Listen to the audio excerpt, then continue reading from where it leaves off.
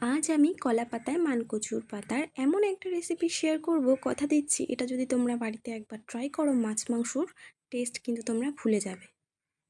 প্রথমে মানকচুর মাঝের যে কচি পাতাটা ওটাকে নিয়ে নিয়েছি, এরপরের থেকে কিন্তু শিরাগুলোকে বাদ দিয়ে দিয়েছি। এরপর বেশ কয়েকটা কাঁচা লঙ্কা দিয়ে দেবো, আর দিয়ে দেবো সেই মানকচু শাকটা, আর এর মধ্যে দিয়ে দেবো আমি নারকোল কোড়া দিয়ে এর একটা স্মুথ পেস্ট বানিয়ে নেব। আমি দেখো মিক্সারে একটা স্মুথ পেস্ট বানিয়ে নিয়েছি। এরপর এই মিশ্রণটা একটা বাটির মধ্যে ঢেলে দেবো। এর মধ্যে দিয়ে দেবো পরিমাণ মতো নুন, হলুদ আর কাঁচা সর্ষের তেল দিয়ে সমস্তটা ভালো করে একসাথে মিক্সড করে নেব। এরপর ভালো করে মিক্সড করে নিয়ে এর মধ্যে দিয়ে দেবো পরিমাণ মতো চিনি। আবারও সমস্তটা ভালো করে মিক্সড করে একটা কলা পাতা কিন্তু নুনে আমি হালকা করে ভাপিয়ে নিয়েছি। এরপর আমি মিশ্রণটাকে এর মধ্যে ঢেলে দিয়েছি। এবার আর একটা কলা পাতা আমি ওপর থেকে দিয়ে এটা কিন্তু আমি বসিয়ে দেবো আস্তে করে। একটা ঢাকনা দিয়ে আমি ঢেকে দিয়েছি।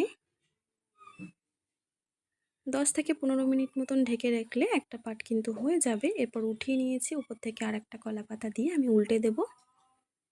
এরপর আরও 10 মিনিট মতো রান্না করলেই রেডি কিন্তু মানকচুর পাতায় পাতুরি।